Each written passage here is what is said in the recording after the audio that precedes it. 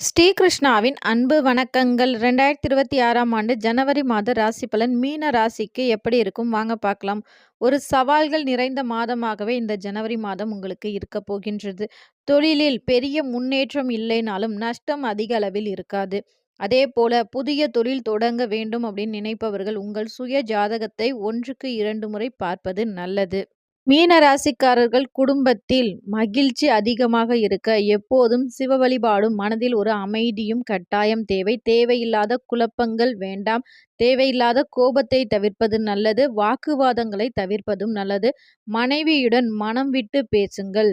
கணவன் மனைவி உறவில் எந்த ஒரு ஒளிவு மறைவும் இருக்கக்கூடாது.